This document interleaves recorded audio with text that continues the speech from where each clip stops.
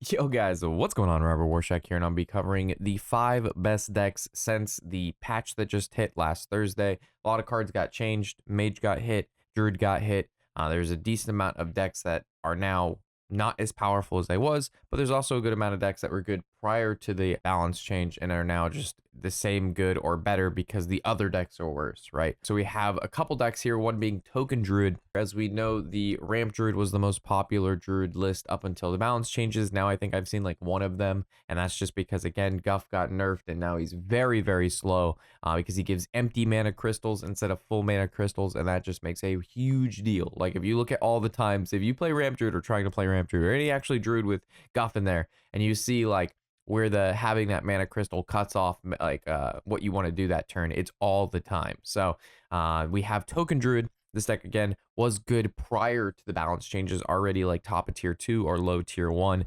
and now with everybody not knowing which decks are the best, an aggro deck like Token Druid that doesn't really care what your deck does, it's going to kill you very early if you don't have removal. Even if you do have removal, it's so hard to deal with this deck, especially because Herald of Nature comes out so early, followed by Pride's Fury, and it always seems like the Token Druid players have these. There's only like 2 like actual health buffs in the whole deck. It doesn't run like Power of the Wild or anything. It just has the Herald of Nature and Pride's Fury. It seems like they have all copies of these whenever they need them. Like on 3, there's always Herald, or turn 4, there's Herald or 1-drop at Herald, and then Pride's Fury. There's always a Pride's Fury on 4. So deck's doing really good, punishing all the slower decks, punishing any non-anti-aggro deck, and it seems to be the new best Druid deck. Relic DH, this is a spicy one. A lot of people have been trying out Relic DH, with Druid getting hit, a lot of the slower decks getting hit like Mage.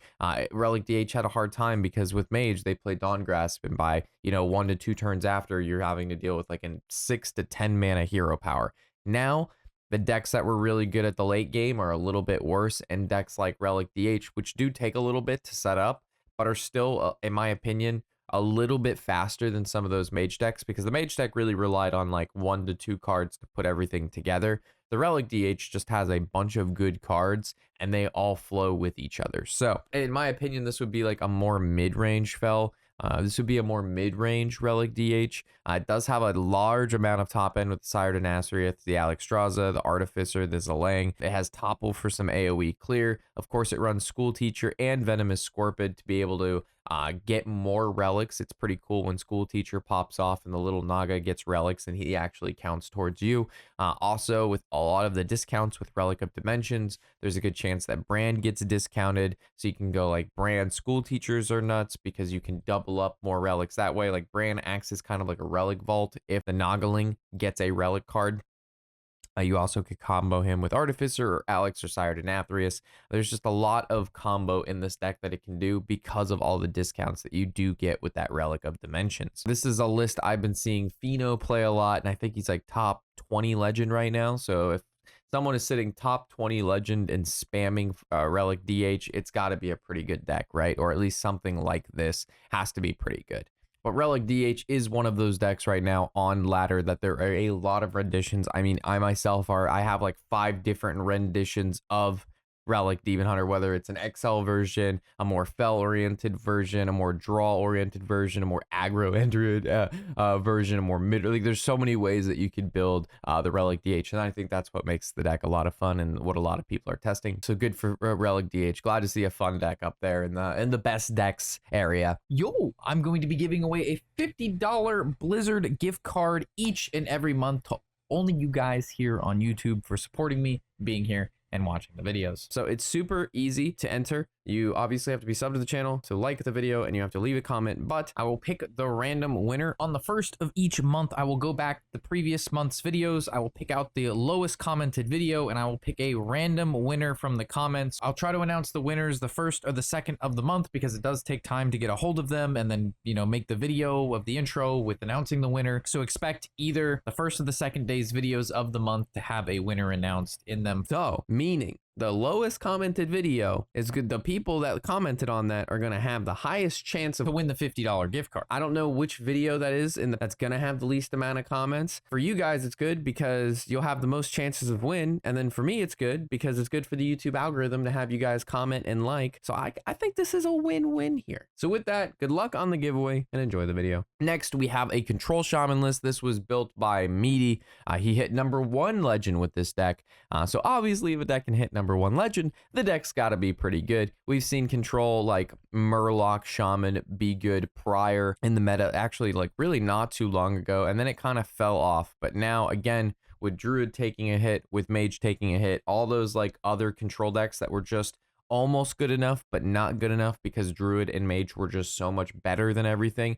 Now stuff like this control shaman can shine. Again, this deck does cheat. It does run Sin Strider even at 8. This deck does cheat with the Goldshire Null and of course the Muck Pools. I've lost many of games recently because they play like a turn 2 or 3 Null and then they basically evolve it into like a Deathwing or a Sire Denathrius or some, you know, 8 mana 8/8 with Rush that turns into another 8/8 on turn 3 or 4. Most decks can't deal with that level of cheat, so it does have a pretty decent cheating factor along with just being an like a well-rounded nice control deck with a lot of different things it can do. A lot of value, a lot of damage in this deck, and yeah, very solid, and Meaty did a good job building this deck. So again, not my deck. Meaty hit #1 legend. It's got to be good. A lot of people are playing it. I think when we played yesterday, there was like 50 or 60% Shaman, and it was pretty much all that deck. So obviously people are having success with it. Moving down to Tempo Rogue. So this is a juicy one. This is a very fast-paced jackpot thief Tempo Rogue. So in the early game, you're kind of clearing off minions, building up your reconnaissance, Shroud of Concealmenting, getting those Wild Palnos to 0 mana. In the mid game, as always, you're going to be using Jackpot, comboing with Trickster. You can use Queen to make Colossals, Blood in the Waters, Krakatoa, just kind of overall having very powerful swing turns. I mean, if you get an early Queen out and make a Colossal and then just play Contraband Stash, you win. When you do pick Queen, most of the time you are picking the Horn because you want the Colossals, so Contraband Stash in your test, resummon Colossals of other classes. However, if you get Colossals that are neutral, they will not resummon. So if you get like Ozomet or Neptulon, because they're not class specific, it doesn't bring those back, so those are considered low rolls. You don't want those, but for the most part, you'll get a Colossal most of the time that belongs to some sort of class. From there, it just has a lot of damage. I mean, Blood in the Water is surprisingly powerful. Krakatoa, as we know, is powerful. Scabs, as we know, is powerful. Has a lot of burst, believe it or not, with Tooth and Wicked Stab. It's got the one Door of Shadows in here instead of like Shadow Step or Theo. This was kind of like the flex spot in the deck. So Door of Shadows just seems like a good card. If you want to take out it and put something else that you like, you're more than welcome to, but this list has been just dominating for me personally. I think we're 4-0 or 5-0 with this deck right now at like rank 2 or something like that. So yeah, it was this deck's doing great and it's a lot of fun. Jackpot Rogue is a lot of fun. However, you're at the mercy of jackpots and how good your discoveries are and how good like the random colossals are. So a lot of this deck has to do with jackpot and what you get off Tooth, what you get off reconnaissance, what you get off Queen, sometimes the order of which it plays them in the counterfeit stash or contraband stash. So again, a little bit more of an RNG deck. Y'all know what my RNG is like. So if I can whip wins with this deck, I am sure you guys can. Plus, like I said, it's very fun. And the last deck we're going to cover, this is not a new deck, so I left it for last. It's the Big Mage. I like to include at least one good deck to play post-patch that was good prior, for those of you who may not have enough dust to craft some of these newer iterations of decks. For those of you who have been rocking the Big Mage or have it built or just haven't played it in a while, Big Mage is still very good. We did see a lot of like the skeleton mages and stuff like that. Those have seemed to pretty much fizzle out because of the Dawngrasp nerf and the Nightcloak Sanctum nerf. But even though Dawngrasp did get hit for control mages, this is 1 win con and Big Mage has like 5 win cons. So even though one part of it got hit, it's like having a total market fund, an ETF, if you will. Even if one sector gets hit, you have a diversified portfolio of very powerful mage cards and all of them shit on your opponent. So if you like mage, I personally don't like this deck just because it's, again, There's a lot of if factors with this Rune of the Archmage. I guess it just feels bad to be on the receiving end of this deck rather than be the one playing it. For me, I don't like play one deck forever, right? So if you like Mage, you like big spells, you like doing big things, this is a great deck. But being on the receiving end of this deck feels like shit. Getting Rune of the Archmage, it'll ruin your Hearthstone day for sure. But I guess if you're the one playing Rune of the Archmage, you're having a good time. Your opponent's having a bad time. But the key is to have a good time. Play this deck, you'll have a good time. So with that, those are our top 5 decks since the balance change. Hopefully you guys are having a good time out there. I'm looking forward to the mini set, which should hopefully be coming out in the next, ideally, month and or less, and that should help shake up the meta even more. So with that, of course, I'm Robert Warshack, and happy whatever the hell day it is.